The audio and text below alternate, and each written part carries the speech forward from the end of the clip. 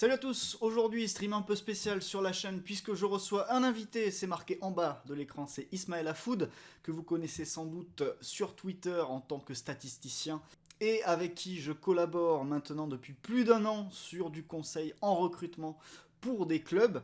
On a décidé de profiter de la trêve internationale pour ouvrir un petit peu le capot et vous montrer justement notre méthode de travail et sa façon de faire évoluer son modèle au fil du temps. Et on s'est penché plus en détail sur les recrutements de Brighton et de l'Union Saint-Gilloise en guise d'exemple. Pourquoi? Puisque toutes les recrues de l'Union Saint-Gilloise et de Brighton étaient repérées aussi par notre modèle sur les derniers mois et parfois même bien avant qu'elles commencent à percer au plus haut niveau. Bref, si des dirigeants de clubs passent par là et voudraient nous contacter pour en savoir plus et recruter peut-être comme Brighton ou l'Union Saint-Gilloise, ils peuvent nous contacter, le lien est dans la description et en attendant, bon visionnage. Donc, aujourd'hui, puisque le mercato s'est terminé il y a quelques jours pour la France, on a décidé avec Ismaël de revenir sur deux équipes sur ce mercato, sur les mercatos de deux équipes. C'est Brighton et l'Union Saint-Gilloise qui font partie du même groupe. Mais pourquoi, Ismaël, est-ce qu'on revient sur les mercatos de Brighton et de l'Union Saint-Gilloise? Parce que on va dire, les modèles. C'est peut-être le groupe qui travaille le mieux, qui utilise en plus bien la multipropriété, même si on peut contester le principe de multipropriété, mais voilà, ils sont à la pointe de l'utilisation des data pour faire un recrutement intelligent, et ça leur permet de concurrencer quasiment les plus gros maintenant en Angleterre, et quasiment gagner le titre sans le vouloir en Belgique, quoi. Et surtout, tu parlais donc qu'ils étaient à la pointe sur les datas, et ce qui est intéressant aussi, c'est que de ton côté, tu as un modèle, et ce qui nous a intéressé cet été en particulier, mais je pense même que si on remonte sur les étés précédents, c'était déjà le cas, c'est que le modèle que tu as développé, dont on se sert maintenant depuis, je crois qu'on avait commencé, c'était fin 2022, début 2023, à l'hiver de cette période-là. Mm. Donc pendant la saison 2022-2023, et au niveau de la trêve hivernale, on avait commencé à travailler ensemble sur ces sujets-là. Ah, Eh bien, ce qui est intéressant aussi dans les recrutements de Brighton et de l'Union Saint-Gilloise, c'est que quand on regarde leurs recrues, on se rend compte, Ismaël, que le modèle que tu as développé de notation de joueurs a mis ces joueurs en avant et les a fait apparaître dans notre base de données, parfois bien avant, évidemment, qu'ils soient transférés, plusieurs mois, voire même une ou deux saisons avant. Là, on commence à avoir une très très grosse corrélation entre ce que fait Brighton et l'Union Saint-Gilloise et ce qu'on a dans le modèle, aussi bien en termes du fait que c'est des profils intéressants, mais aussi de là où ils ont été dirigés au sein du groupe. Quand on parle de notation, on parle ici, par exemple, c'est la fiche de Diego Gomez qui est un petit peu le transfert qui a tout déclenché. Alors c'est un transfert vers Brighton qui n'a pas été fait cet été, mais qui va être fait l'hiver prochain, puisqu'il va quitter l'Inter Miami pour rejoindre Brighton l'hiver prochain en janvier 2025. Et donc ce joueur-là, en fait, Diego Gomez, on l'avait repéré à l'époque, il était déjà dans dans notre base de données, dans nos petits papiers, on va dire, lorsqu'il jouait encore au Paraguay, au Libertad, et lorsqu'il avait 19 ans. En gros, si vous voyez la fiche du milieu, c'est-à-dire l'évolution de son niveau saison par saison, où il était déjà considéré comme un joueur prêt pour la Ligue 1, vous voyez qu'il a progressé d'année en année, et le transfert vers la Première Ligue, il va le faire cet hiver, alors qu'il a un niveau estimé de bon titulaire pour la Première Ligue.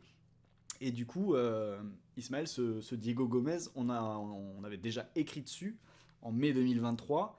Et c'est l'occasion pour toi d'en dire un peu plus sur comment tu travailles pour estimer cette fameuse note là, donc qui est de 59,1 si on prend la note sans la finition et de 60,4 avec la finition.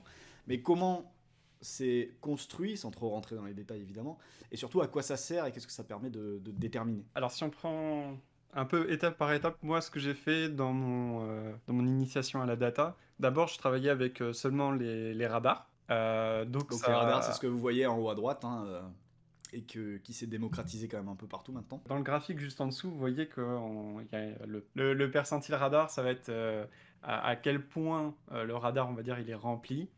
Et il y a certains coefficients sur les différents éléments du radar. On fait une échelle de 1 à 100. Alors c'est les centiles, donc c'est top Mhm. 1% jusqu'à euh, euh, le pire, enfin le pire c'est à 0 quoi.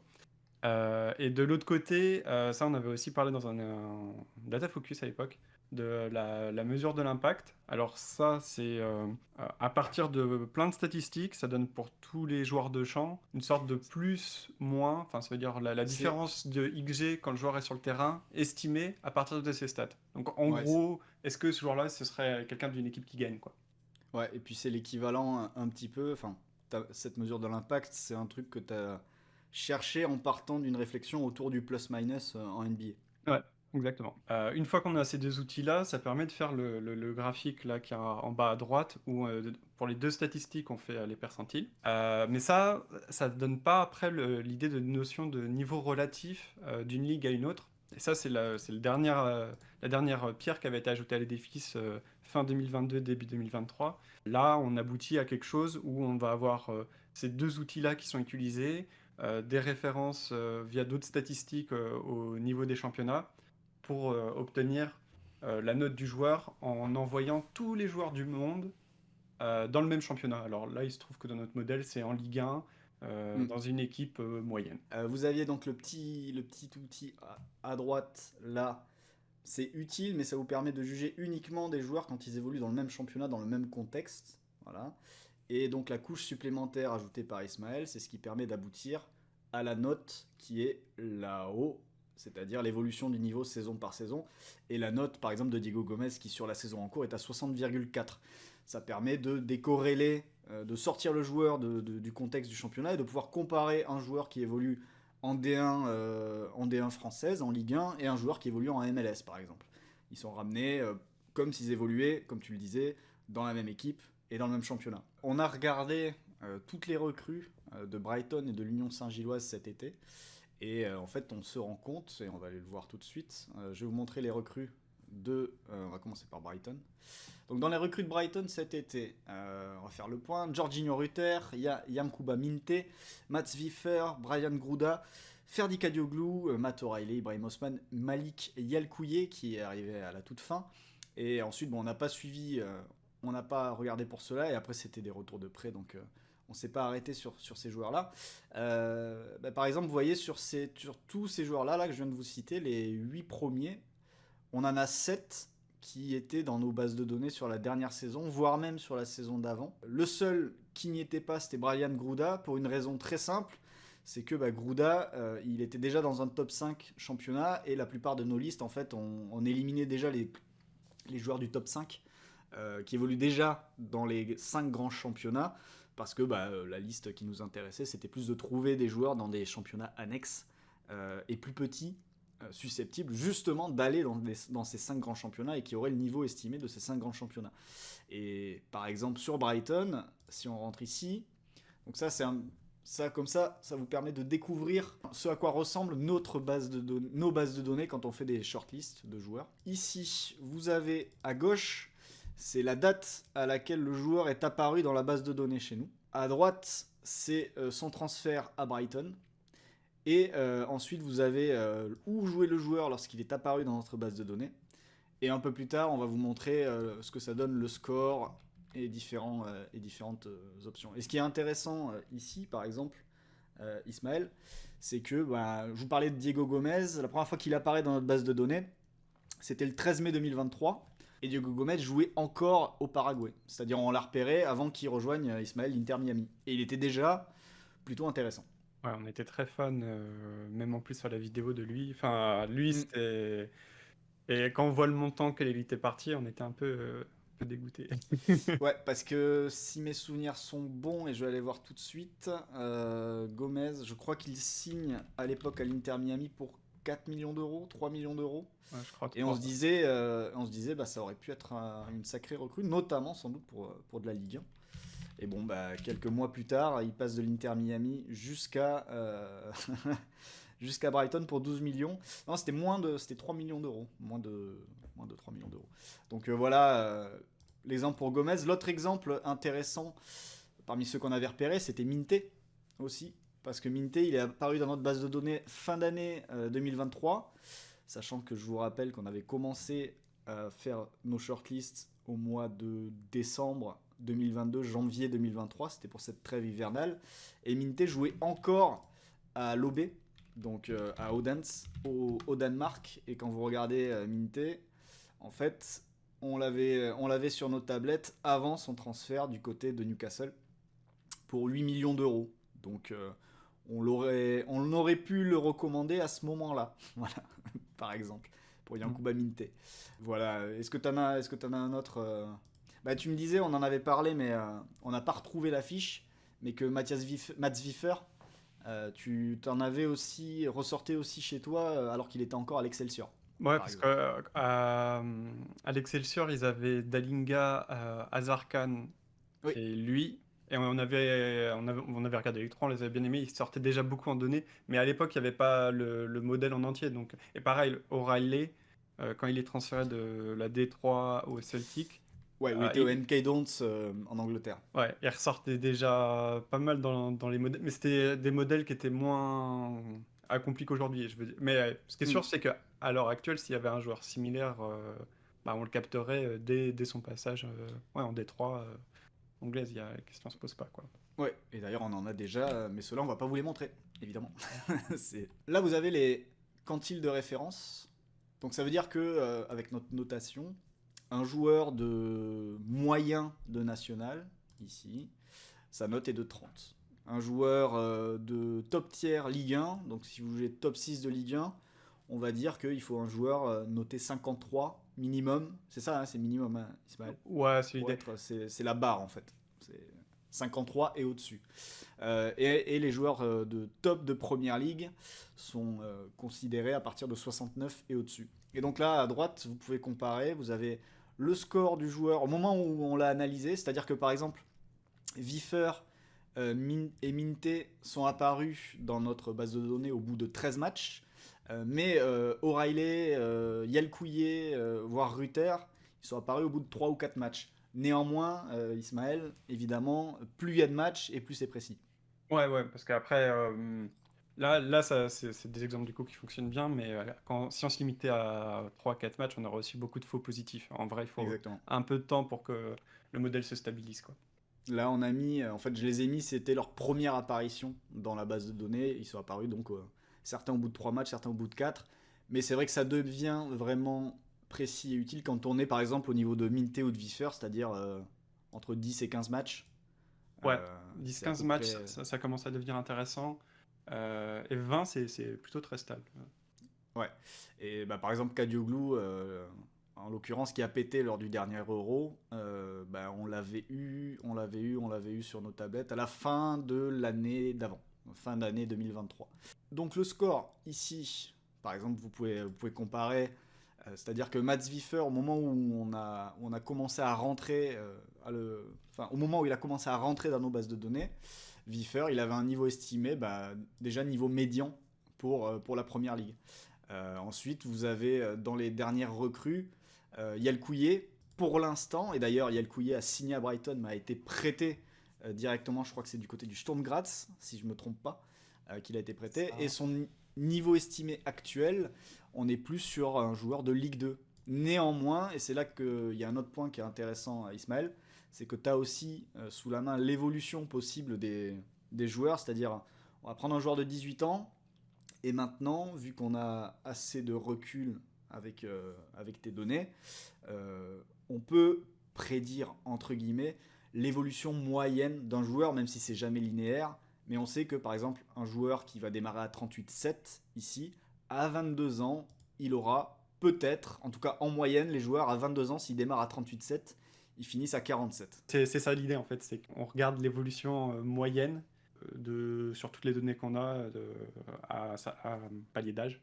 Mhm. Et donc ça nous permet de nous donner une idée en moyenne où est-ce que les joueurs vont atterrir. Mais encore une fois, il y a beaucoup d'incertitudes parce que bah, une carrière, c'est pas linéaire. En particulier, Ouais. dans le modèle, ce qu'on voit vachement, c'est que on sous-estime vachement l'impact des blessures sur l'évolution des carrières des joueurs. Genre vraiment, il y a beaucoup de joueurs en fait quand on voit que leur niveau s'effondre, c'est souvent en fait lié à des blessures. C'est assez amusant quoi de voir. Je pense que des fois on sous-estime quand le joueur il revient et qu'il se remet à jouer que en fait non en stat il a plus la même production qu'avant parce que bah, il est un peu gêné quoi. Et la partie score F, c'est efficacité. C'est-à-dire que à gauche, vous avez le score si on ne prend pas en compte la performance devant le but. Donc un joueur par exemple, c'est le cas de Minte lorsqu'il était du côté du Danemark. Il avait un score de 49,5 qui estimait son niveau du coup entre, on va dire, Ligue top 1, quoi. 50 France, niveau Ouais. moyen pour la Ligue 1 déjà. Et par contre, si on ajoute l'efficacité, parce que c'était un joueur qui était très bon devant le but et qui était en surperf à ce moment-là, je ne sais pas d'ailleurs s'il l'a maintenu, c'est peut-être le cas, bah, en prenant en compte la surperf, on avait quasiment un joueur qui pouvait prétendre à la première ligue déjà à l'époque. C'est bien ça? Ouais, c'est ça. Après, on affiche aussi avec l'efficacité, mais c'est beaucoup plus instable que le score sans l'efficacité. Hmm. Pour la plupart des joueurs, le fait de surperformer leurs expected goals, c'est quelque chose de pas significatif, c'est lié plus à de la réussite. Ouais, surtout sur une saison, quoi, en plus. Ouais, voilà. Genre, quand ça se répète dans le temps, au bout d'un moment, on peut se dire, ouais, ok, Young Min Son, voilà, il n'y a pas de doute, c'est un super finisseur. Mhm. Sur une saison, voire même des fois deux, c'est pas garanti que ça se reproduise. Et donc du coup, pour résumer, je reviens à ce graphe-là. Mats Wiffer, on l'avait vu le 22 mars 2023, il était déjà à Feyenoord, mais on l'avait vu avant, mais on n'a plus la preuve qu'on l'avait vu avant. Donc du coup, tant pis. Il a rejoint Brighton pour 32 millions d'euros. Minte, on l'avait vu le 10 mai 2023, il a signé le 1er juillet 2024 à Brighton pour 35 millions. Et entre-temps, il avait aussi fait un transfert à 8 millions, j'en ai parlé tout à l'heure, du côté de Newcastle. Newcastle. Puis a ensuite prêté au Feyenoord, il me semble, Ouais. derrière. Ensuite, Diego Gomez, donc, il est apparu le 13 mai 2023 chez nous. Il sera transféré le 1er janvier 2025 et pour 12 millions d'euros, a priori c'est le montant annoncé. Kadioglu, il était chez nous le 6 juin, il a signé un an plus tard, fin août. O'Reilly le 12 juin, là aussi on l'avait un peu avant, mais on n'a plus la preuve, il est arrivé le 26 août. Osman, le 28 août, il est apparu, le 1er juillet, il était à Brighton. Et ensuite, reprêté derrière, si mes souvenirs sont bons. Jorginho Rutter, bon, on le connaissait déjà pas mal. 19 septembre et 19 août. Et Yal Kouye, il est apparu, c'est le dernier qui est apparu, parce que pour le coup, il a commencé à jouer, je crois, cette saison, si mes souvenirs sont bons, Ouais, avec Göteborg. Et du coup, transféré dès le 12 juillet. Et donc, pour lui, c'est allé très très vite. Donc voilà, ça c'est pour Brighton. Et donc, on va aussi vous montrer rapidement ce qui s'est passé avec l'Union Saint-Gilloise. Et donc, l'Union Saint-Gilloise, en termes de transfert, il s'est passé ça cet été. Alors, on va pas se pencher sur le cas de Sofiane Bouffal, qu'on connaît tous déjà, mais les 6 joueurs avant, et plutôt les 5 joueurs avant, parce que malheureusement, le 6e, David Promise, Ismaël, on n'avait pas le championnat estonien, si mes souvenirs sont bons. Ouais, je l'ai pas l'Estonie. Parce que je crois qu'il n'y avait jamais un joueur qui était sorti d'Estonie, donc je m'embêtais pas avec les données, mais voilà, on va couvrir ça maintenant. Et du coup, donc les transferts, Anan Kalaili, Franjo Ivanovic, Mohamed Fousseini, Anwar Ali Telladj et Ousseynou Niang, bah, ces transferts-là, eux aussi, on avait les noms. Ah oui, là j'ai ajouté une donnée supplémentaire, c'est-à-dire que ça, ici, c'est le premier match qu'ils ont joué dans leur club où on pouvait analyser la donnée. Donc le premier match joué, le moment où ils sont apparus dans la base de données et le moment du transfert. Alors le seul qu'on a raté, c'est Fousseini, qui a signé et qui est apparu après, qui est apparu après dans la base de données parce que on l'a peut-être pas mise à jour aussi souvent que la principale, c'est pas impossible pour Ok. Fousseini. En revanche, Kalaili, il est apparu au bout de 3 mois dans la base de données. Vous voyez, premier match le 3 septembre, apparition le 30 décembre, transfert le 1er juillet, c'est allé très vite. Et pour le coup, moi je l'avais vu au moment du coup du mois de décembre en vidéo et je trouvais ça très intéressant. Un ailier à gros volume de jeu, attaque de profondeur, percussion, beaucoup de verticalité. On va pas rentrer dans les détails, on en parlera peut-être à l'occasion pendant la saison. Mais joueur déjà intéressant et si on va voir la note d'ailleurs, ça ressortait très très fort ici. Voilà, il voyait bien à Salzbourg, lui. Ouais, il avait vraiment une tête à finir à Salzbourg en effet, pas loin. Pour Kalaili. Ousseynou Niang, ça peut être l'occasion, Ismaël, de parler de la Lettonie. Ouais, il y a quelques clubs qui... Alors, il y a quelques années, on avait affronté... Enfin, les Girondins de Bordeaux avaient affronté un club là, qui faisait de la traite un peu bizarre de ses joueurs. Mais il y a Vin Smith, ouais. Il y a encore des hubs de post-formation où ils font venir plein de joueurs de partout dans le monde. Et alors, ça fait des matchs bizarres, quoi, parce que dans des tout petits stades et tout, avec la plupart des joueurs qui ont un niveau pour le National 2, peut-être, je sais pas. Ouais, ouais. Et Brighton, très moyen, et par contre, t'as. quelques gros talents, quoi. Genre, Ouais. des joueurs où tu te dis, ah ouais, lui, il va 2 fois plus vite que les autres. Donc, dur à juger complètement. Parce que là, des fois, il y a des vraies différences physiquement. Mais ouais, donc un championnat qu'on s'était mis à suivre parce qu'il y avait quelques joueurs quand même qui étaient sortis de Lettonie dans des clubs un peu plus gros. Mais par exemple, Lucien Mounian, c'est un bon exemple parce que il est arrivé voilà, juillet 2022. Nous, il est apparu dans notre BDD fin de sa première saison. Et en fait, le voilà transféré un an plus tard pour 1,5 million d'euros. Donc tout ça, c'est des transferts. À l'issue de cette saison, certes, 1,5 million d'euros, c'est pas donné à tout le monde. Mais à l'issue de sa première saison là, où il apparaît déjà, et où on pouvait déjà se pencher sur son cas, c'était peut-être déjà accessible pour des clubs pas capables de mettre 1,5 million, mais un demi-million ou 750 000 euros, ou la moitié. Après une seule saison, il y avait peut-être quelque chose à faire. Et après, tu as aussi, comme tu le disais, et comme Claude Pez le dit, sur l'Union qui commence à se spécialiser sur la post-formation des jeunes Belges de plus gros clubs, Ali Telladj, par exemple, Ismaël, c'est un bon exemple. Alors, je crois que même il a un des premiers bouts de match en première division, mais là, c'est l'année dernière, la saison dernière, je crois, il pop très fort en deuxième division, où il y a même Ouais. 2 ans. Là, on est clairement sur de la quasi post-formation, quoi, côté l'Union Saint-Gilloise, mais pour un joueur qui apparaît avec des qualités déjà très fortes. Ouais, et Telladj, ouais, il était apparu, donc pour vous refaire le coup, son premier match c'était août 2022, là aussi à la fin de sa première saison, c'est là qu'il apparaît dans notre base de données, et un an plus tard, le voilà pour 1,5 million d'euros transféré du côté de l'Union Saint-Gilloise.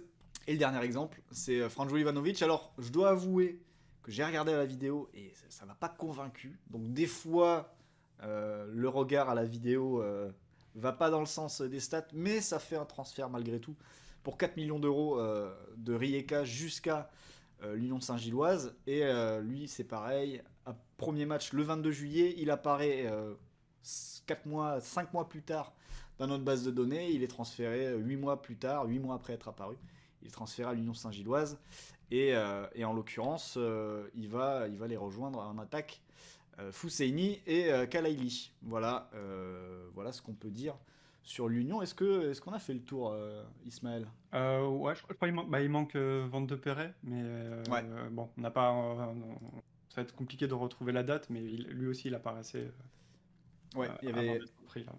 il y avait aussi Van de Perret. Donc voilà, c'était juste pour vous montrer comment nous, de notre côté, on travaille et le résultat du travail aussi d'Ismaël en termes de modèle qui se rapproche a priori beaucoup Ouais. de ce qu'a Brighton entre les mains aujourd'hui. C'est ça? Ouais, parce que là, cette année, il y a vraiment le côté, chaque piste, elle serait validée par le modèle. Et pour. Des fois, en fait, il y a quand même un aspect. Il y a d'autres gens qui font ce type de modèle, mais je trouve qu'il y a beaucoup de faux positifs quand ils diffusent les chiffres, où il y a des scores très élevés affichés pour des joueurs dans des championnats plus mineurs. Là, on voit que nous aussi, on est quand même pas mal en lien avec le modèle de Brighton, parce que les joueurs sont pour la plupart quand même au niveau où on les attend, quoi, dans la Hmm. galaxie Brighton.